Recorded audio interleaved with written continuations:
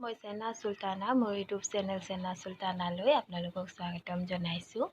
আজি মই দেখুৱাম আপোনালোকক এই মেচকা টেঙা আৰু পালেং শাক আৰু লগতে মাছেৰে টেঙাৰ জোল আৰু লগতে দেখুৱাম ঢেকীয়া শাক কণীৰ সৈতে ভজা। গতিকে আপোনালোকে ভিডিঅ'টো শেষলৈকে চাই থাকিব। এই ৰেচিপি দুটা বহুতে হয়তো জানে বনাব, তথাপিও মই ভিডিঅ'টো দিলোঁ। যিসকলে নাজানে তেওঁলোকে এই ভিডিঅ'টো চাই অকণমান হ'লেও শিকিব পাৰিব। এয়া মোৰ শাহুমাই শাকখিনি বাচি আছে আৰু শাকখিনি বচা হ'লেই মই পাকঘৰত ৰান্ধিবলৈ যাম। আৰু আপোনালোকে ভিডিঅ'টো শেষলৈকে চাব আৰু ভিডিঅ'টো চাই কেনে পালে মোক কমেণ্ট বক্সত জনাব। ভাল লাগিলে লাইক কৰিব, শ্বেয়াৰ কৰিব আৰু ছাবস্ক্ৰাইব কৰিবলৈ নাপাহৰিব। এয়া মোৰ শাক বচা ধোৱা হৈ গ'ল আৰু এইফালে মই ডাঙৰ চাইজৰ পিঁয়াজ এটা কাটি লৈছোঁ, যিহেতু মই দুখন তৰকাৰী বনাম। এখন ভাজি এখন তৰকাৰী বনাম। ইফালে নহৰু কাটি লৈছোঁ, শুকান জলকীয়া আৰু ইফালে হালধি নিমখ আৰু কণী এটা লৈ লৈছোঁ। আৰু এইফালে মই কেৰাহীত তেল গৰম হ'ব দিছোঁ আৰু তেল গৰম হৈছে। ইয়াতে মই পিঁয়াজ দি দিম এতিয়া।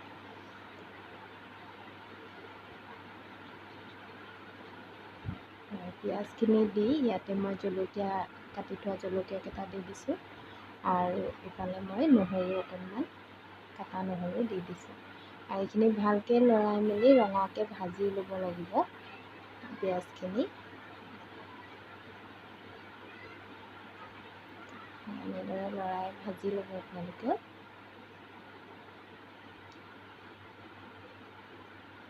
হয়, পিঁয়াজখিনি ৰঙচুৱা হৈছে। মই ইয়াতে এতিয়া শাকখিনি দি দিম আৰু একেলগতে মই ইয়াতে হালধি গুড়ি আৰু নিমখখিনিও দি ল'ম। তাৰপিছত ভালকৈ লৰাই ল'ব লাগিব। ভালকৈ লৰাই মেলি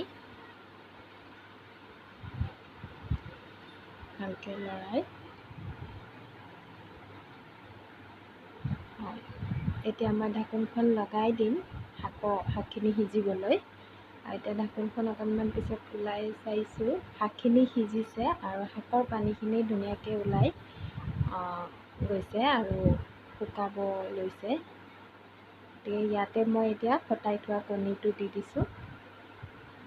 কণীখিনিৰ লগত শাকখিনি এতিয়া ভালকৈ মিক্স কৰি ল'ম। হয়, এনেদৰে ভালকৈ লৰাই মেলি শাকৰ লগত কণীখিনি যাতে মিলি যায়, তেনেকৈ এইখিনি সময় যিহেতু ভাজিখন হ'ব হৈছে, অকণমান সময় লাৰি থাকিব লাগিব। আপোনালোকে গেছটো কমাই এনেদৰে লাৰি থাকিব।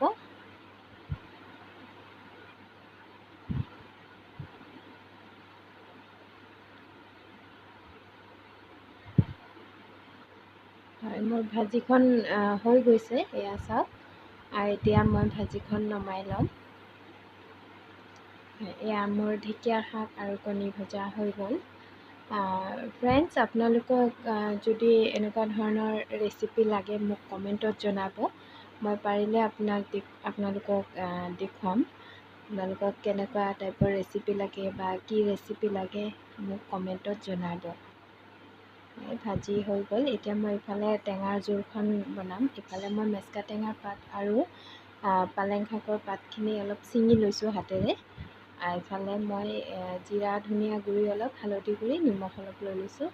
ইফালে শুকান জলকীয়া, মাছ ভাজি থৈ দিছোঁ আৰু আগৰ পিঁয়াজখিনি আৰু নহৰুখিনি মই তেলখিনি যিহেতু শাক ভাজিছোঁ গৰম হৈয়ে আছিল, সেইটো কাৰণে দি দিছোঁ ইয়াতে। এনেদৰে ৰঙচুৱাকৈ ভাজি লৈছোঁ। তাতে মই মছলাখিনিও দি দিম ইয়াতে। শুকান জলকীয়াখিনি দিছোঁ, পিঁয়াজখিনি অকণ ৰঙা হ'লে মছলাখিনি দি দিলোঁ এতিয়া। আৰু এতিয়া লাৰি অকণমান মই পানী দিম ইয়াতে।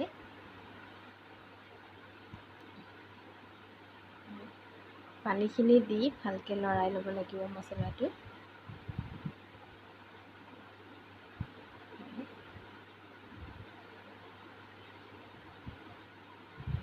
মছলাখিনি হৈ গৈছে।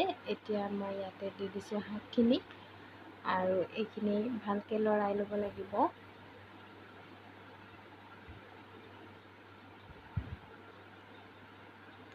আপোনালোকে দেখিছে শাকখিনি একেবাৰে সিজি যোৱা নিচিনা হৈছে, একেবাৰে কমি গৈছে। কিন্তু জোল বনাম যিহেতু ইয়াতে পানী দিব লাগিব এতিয়া। পানী দি দিলোঁ মই। পানীখিনি দি অকণমান লাৰি ভালকৈ ঢাকোনখন লগাই উতল অহালৈকে থৈ দিব লাগিব।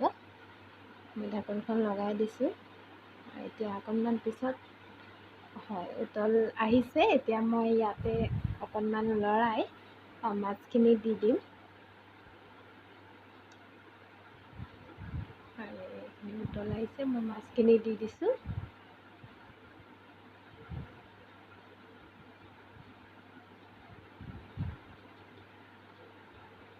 এনেদৰে ভালকৈ লৰাই দিব। ঢাকোনখন লগাই দিছোঁ। অকণমান পিছত আকৌ চাইছোঁ, এতিয়া ধুনীয়াকৈ হৈছে তৰকাৰীখন। আৰু অকণমান মই আপোনালোকক কওঁ, খাই চাব। টেঙাটো যদি অকণমান কম হয় তেতিয়াহ'লে অকণমান নেমু চেপি দিব পাৰে। মোৰ এইখিনি টেঙাটো কম হোৱাৰ বাবে মই এপিচ 4ভাগৰ এভাগ নেমু মই ইয়াতে চেপি দি দিছোঁ। আৰু লগতে অকণমান চেনিও মই দিছোঁ, যাতে অকণমান টেঙা মিঠাইটো অপশ্যনেল হয়। আপোনালোকে চেনিটো দিব নিবিচাৰিলে নালাগে দিব, কিন্তু মই ভাল পাওঁ কাৰণে মই দিছোঁ। অকণমান টেঙা মিঠা হ'লে মই ভাল পাওঁ, সেইটো কাৰণে দিছোঁ। গতিকে আপোনালোকে নিদিলেও হ'ব। আৰু এতিয়া মোৰ জোলখন হৈছেই, গতিকে মই এতিয়া নমাই ল'ম এইখন। এয়া মোৰ হৈ গ'ল মাছ আৰু পালেং আৰু মেচকা টেঙাৰ পাতৰ জোল। আৰু বিৰাট টেষ্টি হয় বহুত। আপোনালোকে এনেদৰে বনাই খাই চাব আৰু মোক কমেণ্টত জনাব। এইফালে ঢেকীয়া শাক ভাজিখিনিও মোৰ যিহেতু ৰেডিয়ে আছে। আজিলৈকে ভিডিঅ'টো এইখিনিতে শেষ কৰিম। আৰু আপোনালোকে মোৰ ভিডিঅ'টো চোৱাৰ বাবে বহুত বহুত বহুত ধন্যবাদ।